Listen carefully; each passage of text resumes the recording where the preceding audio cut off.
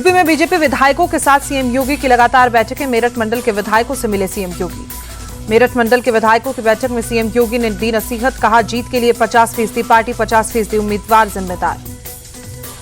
बैठक में अफसरों की मनमानी पर भी बोले सीएम योगी, कहा ठोस सबूत के साथ शिकायत करें, कार्रवाई होगी।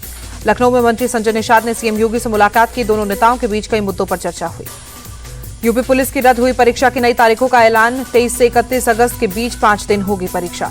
60,000 से ज्यादा पदों के लिए 23, 24, 25, 30 और 31 अगस्त को होगी परीक्षा। हर दिन 2 शिफ्ट में होगी परीक्षा। करीब 50 लाख अभ्यर्थी होंगे शामिल। इससे पहले 17 और 18 फरवरी को हुई थी परीक्षा। 48 लाख से ज्यादा छात्र हुए थे शामिल। पेपर लीक के सबूत मिलने के बाद योगी सरकार ने रद्द की थी परीक्षा। सीएम ममता बनर्जी आज दिल्ली नहीं आएंगी। शनिवार को होने वाली नीति आयोग की बैठक में शामिल होने पर सस्पेंस।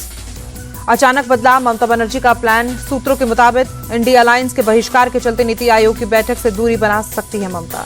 सीएम रेवंत रेड्डी ने नीति आयोग की बैठक का बॉयकॉट किया। कहा केंद्र ने तेलंगाना के अधिकारियों का उल्लंघन किया है। पंजाब सीएम भगवंत मान भी नीति आयोग की बैठक में नहीं होंगे शामिल। 27 जुलाई को होने वाली है नीति आयोग की बैठक। नीति आयोग की बैठक का बहिष्कार करने को भूपेंद्र यादव ने बताया दुर्भाग्यपूर्ण। कहा जनता को नजरअंदाज कर ये सिर्फ राजनीति कर रहे हैं। संसद में आज भी विपक्ष का हंगामा। बजट को लेकर विपक्ष ने लोकसभा में जमकर हंगामा किया। बजट को लेकर बोले लालू यादव, ये निराशाजनक वाला बजट है। बिहार को विशेष दर्जा न मिलने पर बोले सीएम नीतीश कुमार ने आत्मसमर्पण कर दिया है। केंद्रीय मंत्री किरेन रिजिजू बोले बजट पर बहस से क्यों भाग रहा है विपक्ष। देश बजट पर एक सार्थक चर्चा देखना चाहता है। रिजिजू ने कहा विपक्ष ने बजट सत्र की गरिमा गिराई। विपक्ष देश के जनादेश का अपमान कर रहा है। लोकतंत्र के लिए ठीक नहीं। किरेन रिजिजू के बयान पर बोले कांग्रेस सांसद अखिलेश प्रसाद सिंह, प्रधानमंत्री का ही बजट है, उन्हीं की कैबिनेट, तो जिम्मेदारी भी उन्हीं की है। कांग्रेस सांसद प्रमोद तिवारी बोले ये बजट देश की आम जनता के खिलाफ। खड़गे जी ने बजट की जो निंदा की है मैं उसका समर्थन करता हूं। मल्लिकार्जुन खड़गे के बयान पर प्रमोद तिवारी की सफाई। कहा खड़गे ने निर्मला सीतारमण को सम्मान से माताजी कहा। दक्षिण में महिलाओं को सम्मान से कहा जाता है अम्मा। 27 जुलाई को पूरे तमिलनाडु में केंद्र के खिलाफ प्रदर्शन करेगी डीएमके। बजट में राज्य की अनदेखी का आरोप लगाया गया। कांग्रेस अध्यक्ष खड़गे के बयान पर बोले छत्तीसगढ़ सीएम साय, बजट सभी वर्गों के लिए बहुत अच्छा है। 2047 तक विकसित देश खड़ा हो बजट उस संदर्भ में। बजट को लेकर बोली सपा सांसद डिंपल यादव, यूपी को भी केंद्र सरकार से विशेष पैकेज मिलना चाहिए था। केंद्र ने बजट पर राजनीति की है। बजट को लेकर बोले शशि थरूर, बजट में केवल 2 राज्यों को प्राथमिकता दी गई। स्वास्थ्य और शिक्षा का बजट केंद्र ने कम किया। बजट पर विपक्ष के विरोध के बीच देश भर में प्रेस कॉन्फ्रेंस और कार्यक्रम करेगी बीजेपी। कई केंद्रीय मंत्रियों और पार्टियों के बड़े नेताओं को जिम्मेदारी मिली।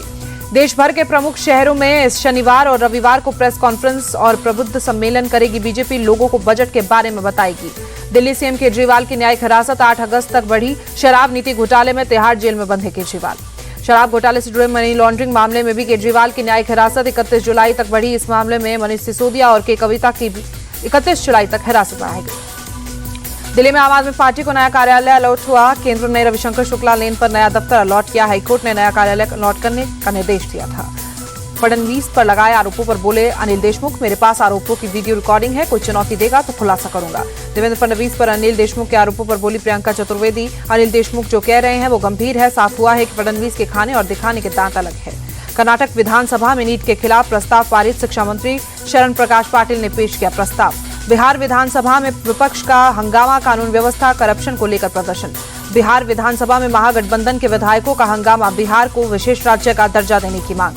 रांची में झारखंड विधानसभा मानसून सत्र के पहले सर्वदलीय बैठक। सीएम हेमंत सोरेन भी बैठक में शामिल हुए।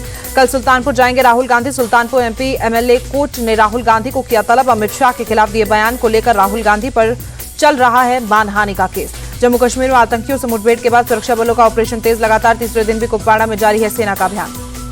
जम्मू कश्मीर के एलजी मनोज सिन्हा ने पाकिस्तान को बताया आतंकवादी मुल्क। कहा पाकिस्तान जम्मू इलाके की शांति भंग करना चाहता है।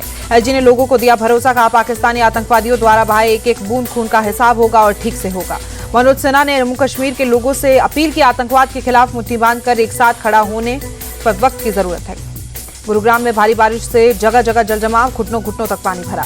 लखनऊ के कई इलाकों में तेज बारिश। सड़कों पर गाड़ियों की रफ्तार धीमी हुई। गुजरात सीएम ने भारी बारिश को लेकर बैठक की। राज्य में बारिश से हुई तबाही और स्थिति का जायजा लिया। झारखंड के रांची में भारी बारिश, तेज हवाओं के साथ बदला मौसम। उत्तराखंड के जोशीमठ में लैंडस्लाइड की वजह से बद्रीनाथ नेशनल हाईवे बंद। मलबा हटाने में जुटा प्रशासन। मनाली के अंजनी महादेव नाले में आई बाढ़। एक पावर प्रोजेक्ट और कुछ घरों को नुकसान पहुंचा। हरिद्वार में घाटों पर रेस्क्यू टीमें तैनात। कांगड़ा घाट पर 22 जुलाई से अब तक 18 लोगों का रेस्क्यू हुआ। अमेरिकी राष्ट्रपति जो बाइडेन का राष्ट्र के नाम संबोधन कहा, नई पीढ़ी को मशाल सौंप रहा हूं। बाइडेन ने कमला हैरिस के लिए समर्थन की मांग की। बोले, कमला हैरिस अनुभवी नेता है, साथ ही वो दृढ़ और सक्षम भी हैं। अमेरिका ने अपने नागरिकों के ट्रैवल एडवाइजरी जारी की। मणिपुर, जम्मू कश्मीर में ट्रैवल ना करने को कहा गया। शक्तिशाली तूफान गिमी ताइवान ने मचाई तबाही। अब तक 3 लोगों की मौत, 227 लोग घायल।